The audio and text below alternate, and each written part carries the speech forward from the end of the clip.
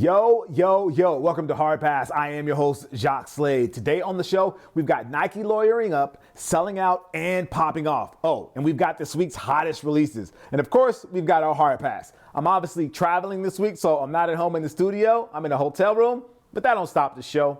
Let's start with some hot takes. Drake is apparently pitching for a role in an Aquaman reboot. Wait, he's not? Then what the hell are these Nocta flippers for? Free Willy 3? Views? A remake of Into the Blue with Jessica Alba, aka the greatest movie ever made? People are laughing at these, but I bet you if these came out a year ago and had the initials YZY instead of Nocta, they would be reselling for triple their retail price. Racist dumpster fire who hasn't changed and is only doing the bare minimum to get back into WWE's good graces, Hulk Hogan jokes that he wants to join the bloodline. Good, let him join. Have him pop up on a SmackDown where there's a big fancy ceremony for him, and as he's about to get his lay, we see the Wild Samoans, Rikishi, The Rock, and even Samoa Joe from AEW all show up to pay their respects. And then from out of nowhere, the New Day's music hits, and when they confront Hogan, Roman Reigns whacks him with a chair to the back, and he gets the beatdown of a lifetime from everybody. And as a parting shot, they tell Hogan, "That's for Yokozuna, brother," and throw his bum ass out of the ring. Yeah, I think Co-Writer and I should really be booking the build to WrestleMania. I mean, we got this. Two black quarterbacks are in the Super Bowl. Happy Black History Month. Shohei Ohtani has signed on with New Balance. I can't wait for the new commercial that will definitely star and be headlined by Jack Harlow, where they'll recreate the Sandlot or whatever iconic kids baseball movie they can copy. I'm a big fan of hardball personally. G-Baby forever. This week, I learned that there is a certain segment of the sneaker community who thinks that the actual Air Jordan 1 that Michael Jordan wore when he shattered a backboard during the 1985 exhibition game in Italy was black, white, and orange. I realized this when the actual shoes were sold via an auction for $615,000, and there were comments who all replied with some variation of, "Wait, so they're not orange?" Yeah. We're gonna think better of this and leave it alone. It's a teachable moment, not a dunkable one. We're recording just as news is breaking that Sabrina Ionescu is reportedly set to become Nike's next signature shoe athlete, according to Soul Retriever. That's great news. Happy for Sabrina. I just have a 4-word suggestion. Mamba brand inaugural athlete. Nike is suing Lululemon, Nike is suing Bape, Nike is suing StockX, Adidas, John Geiger, Kool Kai, Warren Lotus, Mischief, and my neighbor's pet hedgehog named Sonic. Okay, I made some of those up, but you get the idea. Nike is in a very litigious mood right now, and all I can think of is how much those lawyers are cleaning up right now. Like, do they get bonuses in the form of Jordan lawyer exclusives, kind of like player exclusives or perks of being a Jordan brand athlete? I know I'd ask for that in my retainer if I was a high-priced lawyer who drove a Murcielago on the way to Nike campus, or is it Murcielago? I'm not sure which way it goes. Anyway, okay. Let's start with Nike's beef with Bathing Ape. The lawsuit claims that Bape is selling sneakers that knock off iconic Nike shoes like the Air Force One. If you follow Bape for any amount of time, you'd come to the same conclusion. Yeah, Bapesters do look like Air Force Ones, but why now? Chances are you have a theory as to why this didn't happen 5, 10, or 15 years ago. Maybe you saw a tweet or read about it on the Nike Talk forums, or you heard it from somebody who knows somebody who worked for somebody who once said hello to Bape founder Nigo at a party in the early 2000s. It's a sneaker urban legend if there ever was one. Oh, Nike and Nigo, they had a handshake agreement that they could sell Bapesters. I heard that Pharrell brokered the truce between Nike and Bape, and he got those nerd dunks as a thank you. Yo, it's because Nike couldn't get the trademark for the Air Force Ones, and by the time they did, they had to change the midsole and call it the Air Force 107. No, LeBron lost a game of beer pong with Nigo for the right to sell Bapesters. If that was Michael Jordan, he would have beaten Nigo and owned Bape by the end of the night because he's Michael Jordan, and Michael Jordan never loses at anything. LeBron sucks.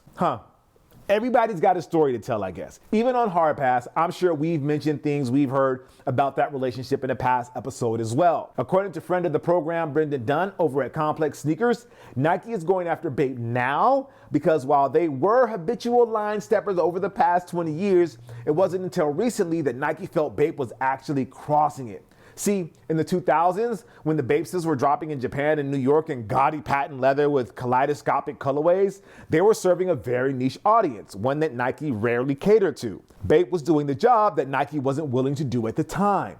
As the years went on, plans changed, and Nike would also drop gaudy patent leather Air Force Ones with kaleidoscopic colorways. There were meetings between the two parties dating back in 2009, a year after Nike secured the trademark dress for the Air Force One. But by that time, Bape as a brand was already faltering and starting to diminish in relevance in the US. Stores were closing, Nigo was out of the picture by the early 2010s, and business was shifting focus to Asian markets. Even the silhouette of the Bapes has changed, which upset longtime fans because they no longer looked like Air Force Ones. By Nike's calculus, it no longer made sense to go after Bape since they were no longer a threat. However, fast forward to today, and Bape has resurfaced in the US with not only the Bapes in their oxymoronic original knockoff form, but with new models that look suspiciously like Dunks and Jordan 1s. From habitual line steppers to blatant line crossers, Bape became. All right, let's pivot and talk about Lululemon. Nike is suing Lululemon for infringing on the swooshish Flyknit patents.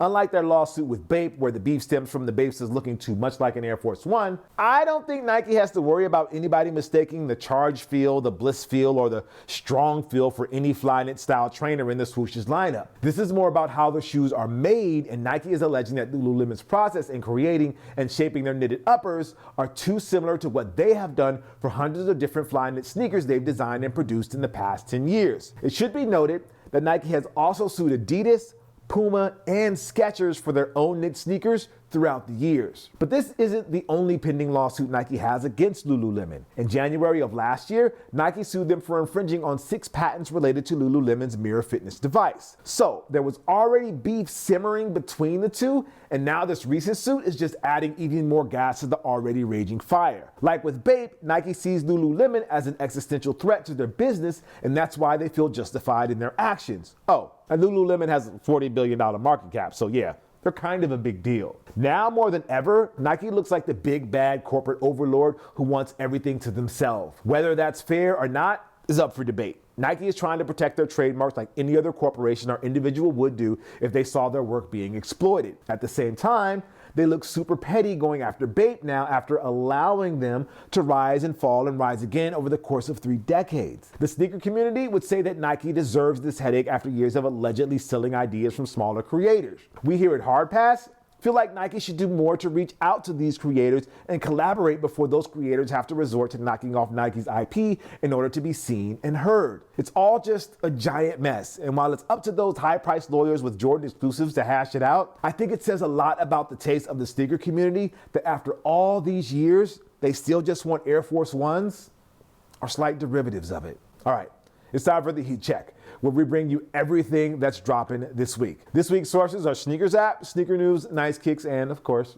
Foot Locker. We have the Nike Air Foamposite 1 PE on February 7th for $240, the Tom Sachs Nike Craft General Purpose Shoe in brown on the 7th for $110, the Nike Dunk Low Valentine's Day on the 7th for $120, the Women's Air Jordan 4 Oil Green on February 9th for $200, the Nike LeBron 20 Liverpool on the 9th for $210, the Air Jordan 1 Zoom Comfort 2 Valentine's Day on the 9th for $150, the Nike Zoom KD3 All-Star on the 10th for $130, the Air Jordan 1 Mid Space Jam on the 10th for $135, the Air Jordan 1 Low SE Concord on the 10th for $120, and then the Reebok Shack Attack OG on February 10th for $170. Oh, and then there's also the Air Jordan 4 Craft on the 11th for $210. Then our pick of the week is the Reebok Question Mid Yellow Toe on the 10th for $160. Yes, it's a restock or reissue of a sneaker that just came out 2 years ago, but the history behind it is undeniable. It's a Kobe Bryant player exclusive of an Allen Iverson signature shoe worn by Kobe during an unforgettable sneaker free agency season. The modern equivalent of that would be like Kevin Durant wearing a player exclusive of a James Harden signature shoe. Yeah, no offense to Katie and James, but that just doesn't sound as cool. Anyway, all right, let's talk about Hard Pass, where we take a look at something in the culture that just needs to go. Like this tweet by LeBron James about the horrible senseless murder of Tyree Nichols at the hands of 5 black police officers. No, we are not our own worst enemy, King. To spread a thought like this to your millions of followers and give detractors a talking point they can use to prove their own racist argument is disappointing. In your own words, be better tomorrow.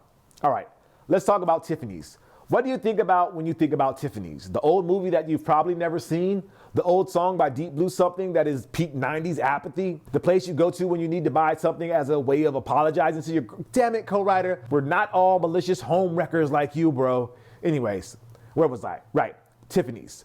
For the sneaker culture, they think about Tiffany's quite a bit, but not because of any product the luxury goods store has sold themselves. No, it's because of the 2005 Nike SB Dunk collaboration with Diamond Supply Co. and its founder, Nick Terche, aka Nicky Diamonds. According to a Soul Collector interview with Nicky back in 2018, the idea behind the Diamond Dunks came from an effort moment. Since no one had done a Tiffany's styled shoe before, it might as well be him. It was actually weird to Nicky that he got to do it since the Tiffany look was so iconic. Like, there's a reason the Diamond Dunks are called Tiffany Dunks, because they captured the familiar aesthetic. From the aqua blue panels to the faux croc skin overlays and the silver swoosh, it looked and played the part of a Tiffany's collab. In fact, the shoe played the role so well that it wasn't just a sneaker that skaters wanted. Casual fans wanted them, celebrities wanted them, athletes wanted them, resellers, everybody wanted them.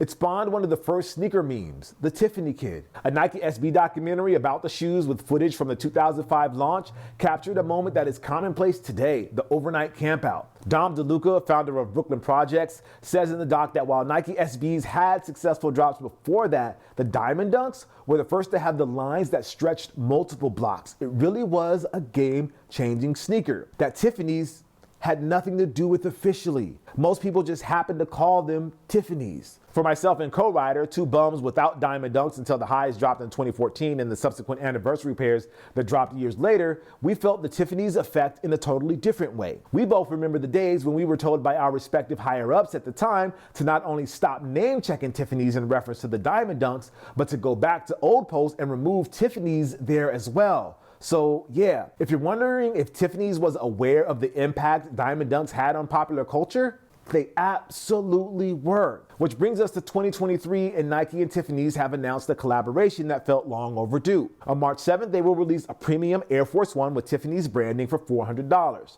Dubbed the Air Force One 1837 after the year Tiffany's was founded, it's got a premium black suede and leather upper, a Tiffany's silver charm on the back, 3 pairs of alternate laces, tissue paper that replicates old newspaper ads, and of course, the box in the Tiffany blue colorway. You know, the same color that's found on the Diamond Dunks. In addition to the shoes, Tiffany's will also be releasing a set of accessories that range from between $250 to $475, including sterling silver toothbrushes, whistles, shoe horns, and lace duprés. Now, reaction to the shoes and its rollout has been mixed. If you don't pay attention to the day-to-day happenings in sneaker culture or think white Air Force Ones and Panda Dunks that get dirty are kind of cute, this is great news. If you happen to be scrolling through the New York Times a few days ago, you may have even noticed the ad Nike and Tiffany's placed to announce the collaboration. Lebron wore them and a matching Nike Tiffany's jacket for his pregame tunnel walk in New York. I wonder if Nike sent out a mass email to all of their athletes to warn them to not wear Diamond Dunks, at least for the next few weeks. Anyways, it's getting mentioned in every luxury blog, high fashion publication, and mainstream news outlet. The Tiffany's Air Force Ones are being hyped up to be a big deal. And there's zero doubt in my mind that they will sell out on the sneakers app in mere seconds, and the lines that will form at the 2 Tiffany's locations in New York City will be huge. But sneaker culture? Nah. They're not feeling these, man. Personally, I would love to own a pair of these sneakers for us to unbox and check out. I want to feel the quality of a $400 Air Force One that probably had to go through dozens of approval processes before they went to production. With a name like Tiffany's attached to the product, you know that Nike was not going to skip on the quality of these. But as somebody who now understands the importance of the Diamond Dunks to sneaker culture, this feels short of what we would want from an actual collaboration between Nike and Tiffany's. Let's start with the use of a black Air Force One with a Tiffany blue swoosh. It's lazy. According to GQ, the design is allegedly an homage to the opening scene of Breakfast at Tiffany's, a movie from 1961 that is notorious today for its perpetuating harmful stereotypes against Japanese people, but also celebrated because of the stylish looks of its lead star, Audrey Hepburn. Whatever the influence is, it's just blah. The black Air Force One already has a reputation as the definitive not around shoe. Adding the Tiffany blue swoosh to it, it does little to change that image. Conversely, if they have done an all-white Air Force One with the blue swoosh, it would have been met with an equal amount of derision, especially once they got dirty. A sample pair that leaked this week with a more liberal use of Tiffany blue got more people on board, but it still felt off, as if there was something or someone missing in the process. Like maybe Nike and Tiffany's should have brought in another voice to maybe express their feelings about the collab and maybe contribute an idea or two as to what would make a shoe with black and Tiffany blue look good. Now, I don't know what Nicki Diamond's relationship is with Nike these days. In 2018, there was a trio of Diamond Dunks that dropped in celebration of Diamond Supply's 20th anniversary. We also know that Nike SB and Nike Proper at times operate on different wavelengths and act independent of each other, even more so than Jordan Brand does. So it is totally possible that Nike and Tiffany's did reach out to Nicki about this collaboration. In fact, it would be tantamount to sneaker malpractice to not reach out to Nicki. As of now, we're just left to speculate with what it could have been. I don't think a palette swap of the Diamond Dunks to the Air Force One would have been the solution, but even that would have been more interesting than what we're gonna get in a few weeks. This whole thing feels like an NFL team that was left for dead after their starting quarterback and backup went down, but then they went to their third stringer who was picked last in the draft and pulled off an amazing run all the way up to the championship game, only to be undercut by a fluky injury that effectively ended the season. What? I'm over it, I swear. Yeah, look, I know that wasn't the best analogy, but you get the idea. Stick with who got you to the dance, Nike. Maybe you wouldn't be able to charge $400 for a Diamond Supply Tiffany's Nike Air Force One because some people wouldn't get it, but the goodwill that would have come from that gesture, especially right now when you're handing out lawsuits like L's on the sneakers app, that would have been worth it. All right. That's going to do it for the show today. Thank you guys for watching Hard Pass. I am Jacques Slade. I'll see you next week. If you'd like to possibly be featured in a future episode, call us here at 818-493-9325. Leave a short message, your socials if you want, no more than 30 seconds. All right, I'll see you next week. Peace.